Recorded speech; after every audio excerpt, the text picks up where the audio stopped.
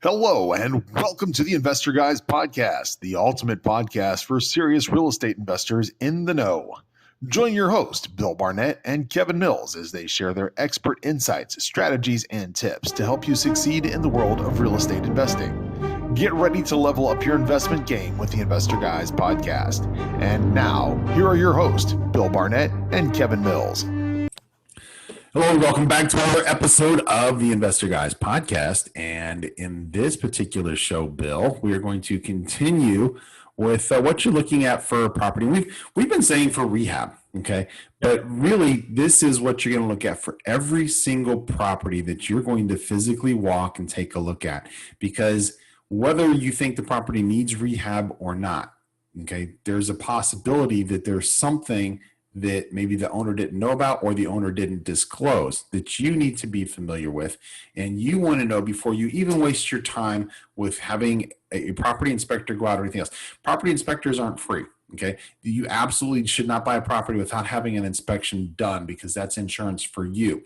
But you have to pay for that person to go out and do that inspection. You don't want to get caught with any surprises. So the more you can find out for yourself about that property when you go in, the more comfortable you are going to be making an offer on that property and feeling like you're not going to get any surprises back from that home inspector.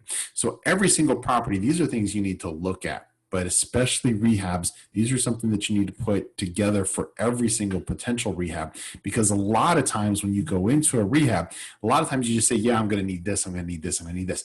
To know your entire scope of work and to put down your own list of every single thing that you know is going to need to be done, and then give yourself an extra cushion for everything else that you don't know is going to need to be done that you're going to find out once you get this started. It's going to give you an idea of how much you can pay for this property before it doesn't make sense anymore for you to buy it. So you said, just before we started the show, you have a formula that you wanted to share. So let's go ahead and let you do that. So when you're looking, and this is just a process, when you're involved in rehabs, whether it's rehabbing for a rental or a flip section, doesn't matter. When you're involved in rehab, you want to be able to look at, when you go out and look at property, you want to be able to put together a budget number very quickly, and you want that budget number to be extremely accurate. And that allows you to figure out what I can bid on this property, whether this property is something I want to mess with or not. I looked at a property on the end of last week, and I love the idea of fixing this property, and the numbers actually work, but it is so much work that I called a couple of my guys that consult with me and said, hey, I'll oversee in this. If you want to buy this, I'm going to pass on it because 10, 15 years ago, I would have jumped all over it, but that would have been more macho ego. I would have jumped on it and rehabbed it because there were not a lot of people that could, and I'm one of the guys that could. I've gotten old enough now to go, hey, there's so many deals Just out there. Because you could doesn't mean you should. That's right. And even though the numbers work on the property, the numbers work. If you can buy it at, it's on an auction site right now. It's in within about 20 grand of the max pricing that I would consider paying for it, and told the two investors I shared it with. But you got to know what those numbers are. You're bringing up a good point real quick. I don't mean to interrupt you, but I wanted to interject.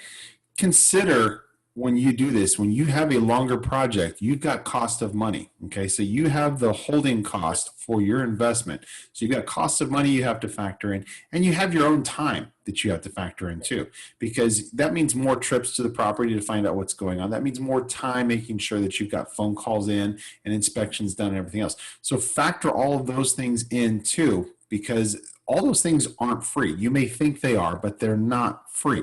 So make sure you factor those in as well. I didn't mean to interrupt you, Bill. I'm sorry. No, that's a great example and a great point that's made there. So on this, the last thing I'm going to say on a roof, I developed a formula, which a lot of people have, that I convert everything that I possibly can on my rehab budget to a price per square foot. Now, the reason I'm specifically bringing this up on a roof is roofers like to talk in what in their industry lingo, which is squares. Squares is a square roofing is 9 by 9. So they like to talk in squares and say, hey, we're going to charge this much labor per square. Well, the likelihood that you know how to figure out the number of squares that a roof needs is not real strong. I couldn't do it now. I don't know that Kev could do it, but I do Part know of my contractor's exam, we had to figure out how to be able to do different pitches and angles and everything else. So if I've got, and this is something that you acquire over time and over a number of properties. If I'm using the same materials and I have a roof that is roughly the same pitch, doesn't have to be exactly, but roughly the same pitch. And you'll know when you're buying in certain age ranges, you're buying in certain locations, most of the roofs are going to be pretty similar. So as far as pitch goes, so when I'm looking at that and I've got 2 or 3 or 4 properties that I've done in an area where I've got roughly the same type of pitch, I don't care about the square footage right now. If I've got the same kind of pitch or very close to it, I can take the finished job and divide it by the square foot of the property. So I may have a 2,000 square foot house. Well, that's going to be a different number when a roofer's looking at that, when he's looking at squares. But if I've got several numbers on similar type roofs, similar type properties, I can go in and start dividing the square footage by what the final bill actually was and come up with a really good number for, hey, my roofing is running me $3.10 a foot. That's an internal number, so that I can turn around and when I go look at property, if it needs a new roof, over time, I don't have to have roofers come out and give me a bid anymore. I can go, all right, I got 2 or 3 guys that I use on a regular basis. I know they're going to be around 275, 290, 310, whatever it happens to be. And that's going to vary based on different parts of the country, based on labor cost.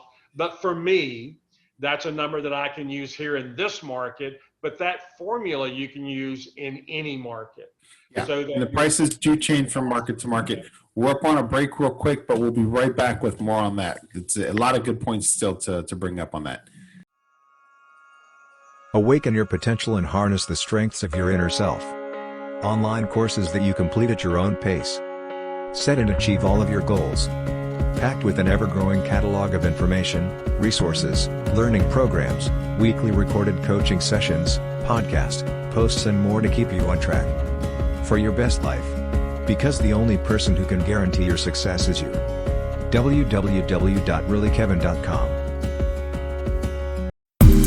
You are watching the Investor Guys podcast. The Investor Guys podcast will be back shortly.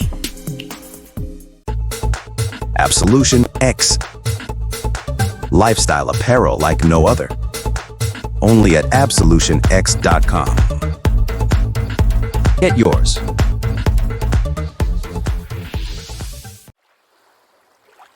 Live the resort lifestyle every day with Cayman K. The perfect pieces for every wardrobe. Shop the entire Cayman K collection and find your favorites. Find all our styles at caymank.com. All right, now before we left, Bill's giving you his formula, and it's key to mention that in different markets, roofs cost different amounts of money. In Ohio, I can get a roof put on for about $7,000. In California, that same roof would cost me about $20,000. Now, a few other things I wanted to bring up. Bill's talking about square feet. Most of the homes, not all, but most of the homes where Bill is, they're single-story ranch, okay? So if you have a house that's 2 stories, then obviously you're going to split that square footage into 2. Now, wait a minute. No? The exterior of the property, I can give you square footage on a house Right, so almost to the that's what I was getting to, is footprint. Yeah. So what you want is the footprint of the property. Yeah. So if you have a 2,000 square foot house and you've got 1,000 square feet on the first floor, and another 1,000 square feet on the second floor. You've got 2,000 square feet, but your footprint is roughly 1,000 square feet. The other couple things to keep in mind, and Bill, you're frozen. I hope you're still with us.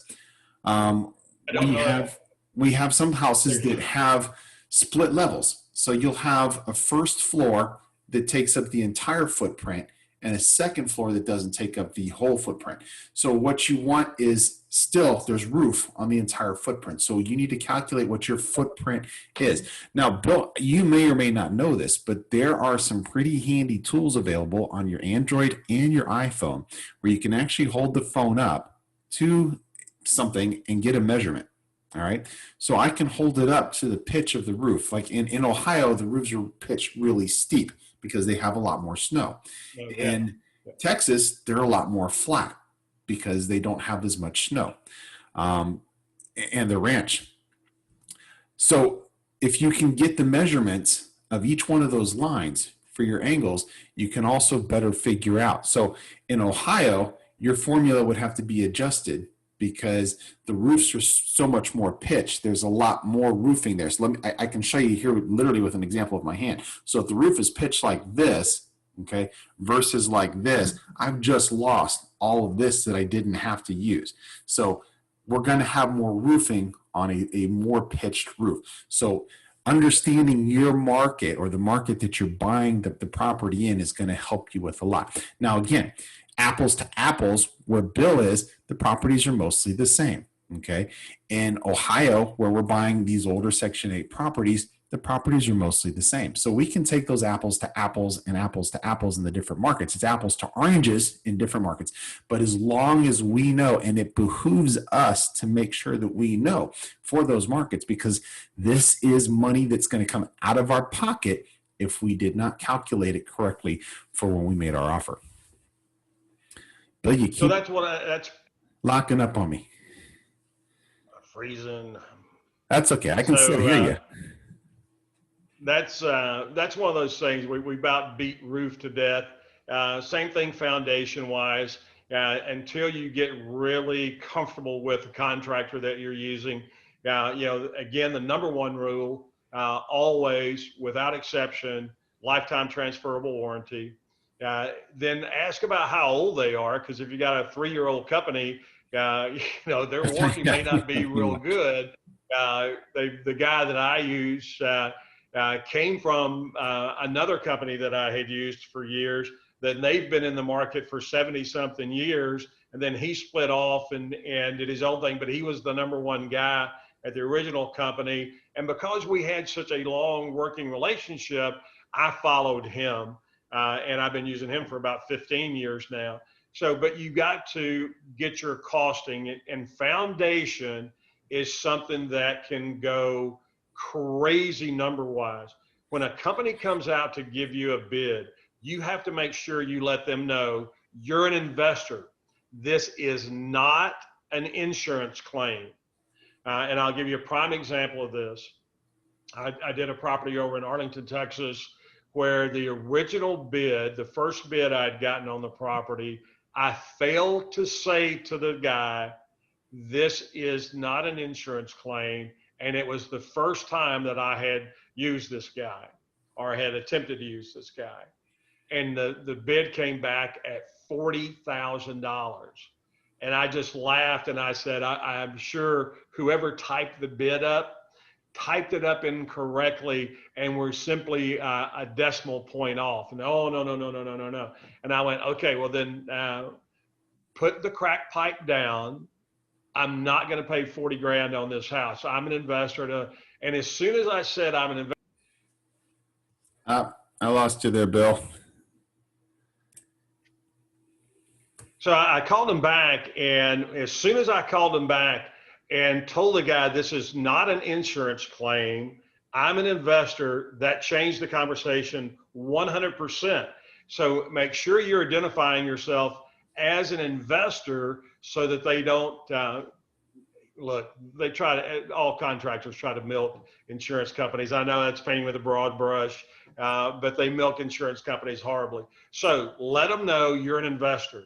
So the end result was a $40,000 bid over multiple trips to the property over the course of about a week, multiple phone calls, went down to $4,700, from 40 grand to 4,700. They have all kind of little things they can do. One of the things they did was they adjusted the spacing of the piers. So when they're doing insurance properties, a lot of times they'll do 12 inches on a pier. And so you can get a whole lot of piers under a foundation when you're spacing them every 12 inches.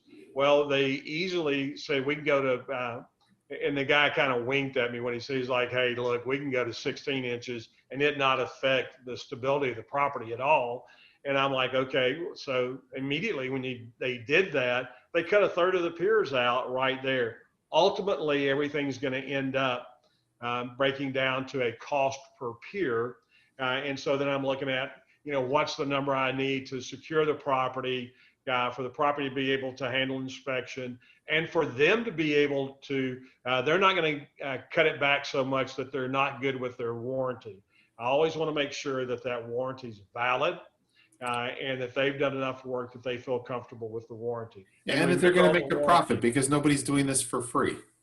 Yep. So, and remember, on the warranty, it's only the work that they are doing. A lot of times people will think, oh, the foundation's been warranted, so the whole foundation is great. If they've worked on the southeast corner and 2 years from now, the northwest corner has a break in it or becomes damaged, that's not the work they did. They're only guaranteeing the work they did. I know we're up on a break. Hang around. We'll be back with more rehab info on the Investor Guys podcast. Thanks for being here.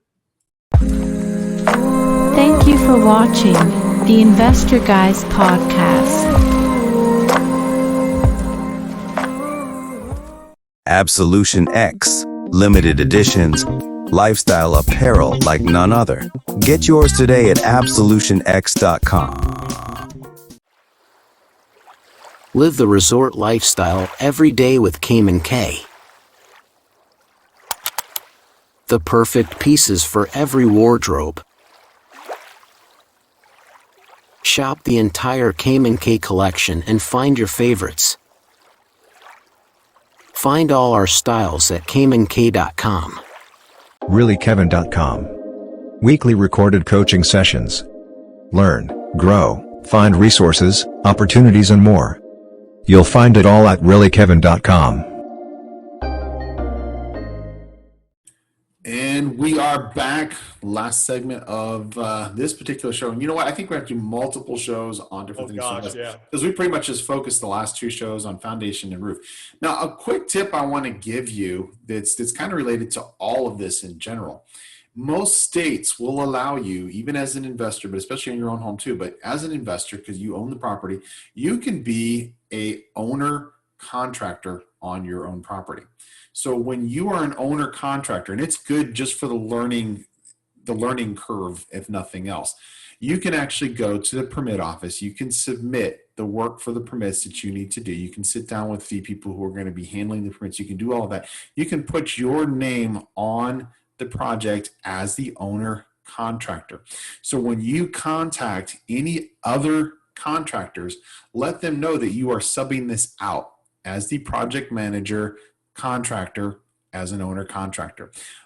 If you are an investor, you know what you're talking about. You've already gotten the permits and everything else. Okay, there's going to be a little more of a respect factor there from your subcontractors, and they're not going to be trying to get as much of a profit margin out of you because they know that they're going to be able to work with you again. For one, they know that you've already done a lot of the heavy lifting, so it's going to save them some time.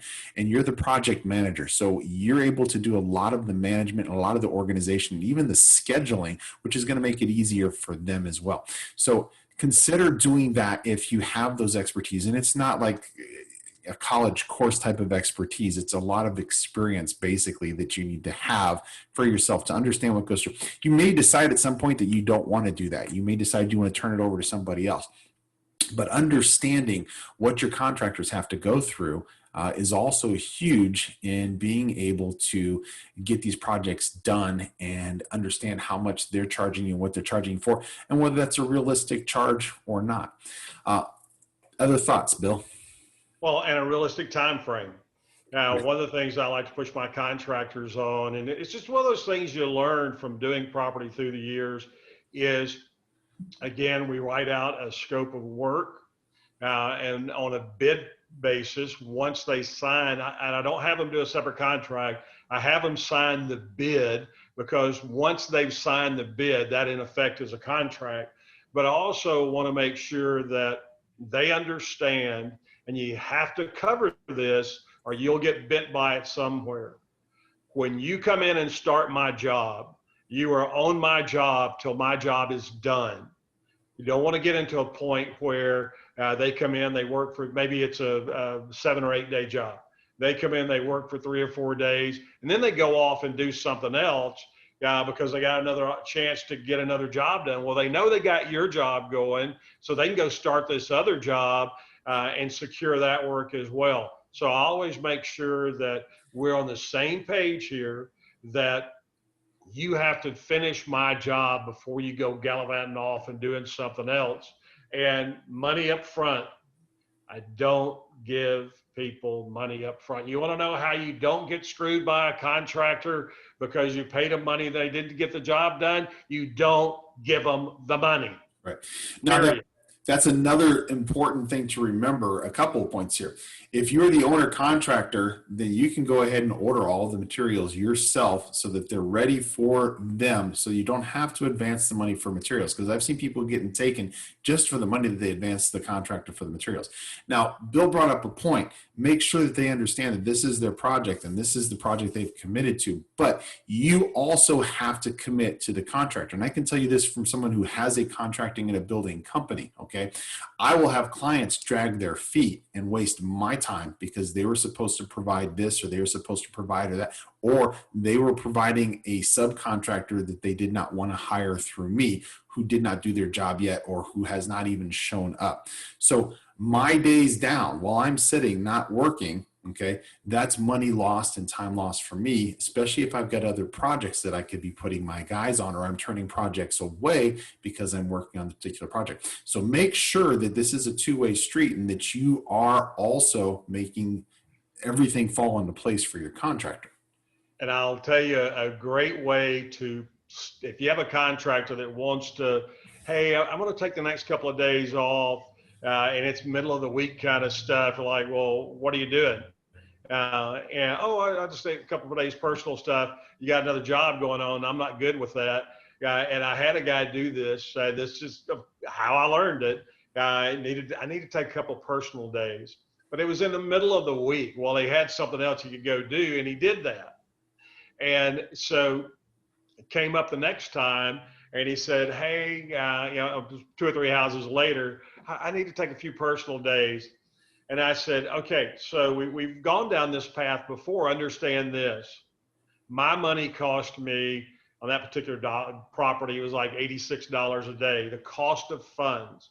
So it cost me $86 a day. So if you're going to take off a couple of days, then I need you to either write me a check, or I'm going to deduct that from your hours. When you're buying all the materials, we're talking about, when you're dealing with contractors, is labor. That's the way I like to keep it, because it allows me to control my costing. And so he was like, what? And I'm like, you weren't listening apparently. It costs me money every day that you're not here finishing this part of the job. This is how much money it cost me to own this house today. So I can't get it on the market. If it's 2 days, it's 2 days longer before I can get it on the market because of you. So at the least, it's going to cost me this carrying cost of funds for those 2 days. In this case, it's X. So I'm going to charge those 2 days to you. Well, guess what happened? He didn't need the personal days right then. He was grumpy for a couple of days, but he didn't need it right then, and he got my job done. I want to be important in their process to get my job done. That's not an ego thing. That is a money thing. Yeah.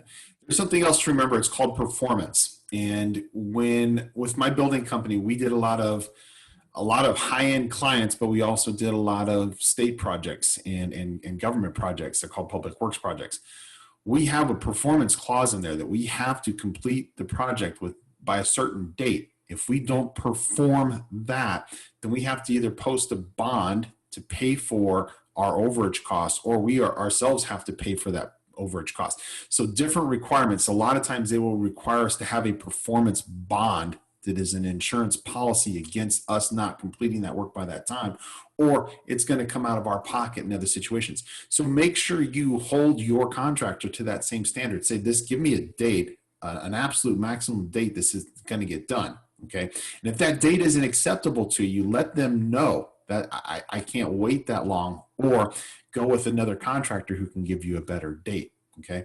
And then the other thing to keep in mind is, and I learned this from being an investor, but also from having my own company. I don't go out on site every day on projects that we have. I'll meet with clients, I'll be the face, but I have project managers that go out. And I don't have a project manager who spends the entire day at the site either, because it's more expensive to pay a project manager than it is to pay a foreman.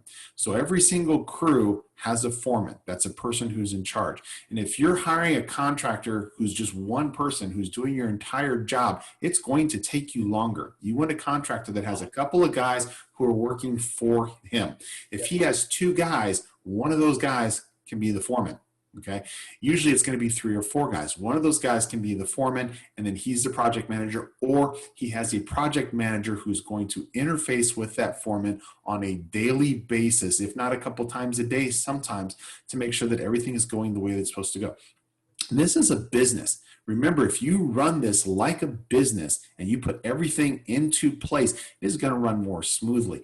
Don't do this any differently than a business because you think this is a hobby, because it's not. The more efficient you run this, the more like a business you run this, the more money you're going to put in your pocket and the less headache you're going to have to deal with. We are again over time, Bill, but instead of us figuring out topics for our next dozen shows, I think we've got them already. So yeah, we do. Hang around. Come back, see us. Thank you for tuning in to the Investor Guys podcast. Thank you for joining us, and thank you. I think today's this easily episode. puts us over 50 Don't forget shows. to subscribe and stay updated on the latest trends and insights in the world of real estate investing. Really soon. Also, and, don't forget to check us out and see Bill, all of you our later. episodes at the theinvestorguyspodcast.com. Email us, contact@investorguyspodcast.com. Remember, the key to financial success lies in staying informed and taking action. Stay tuned for our next episode, and until then, happy investing.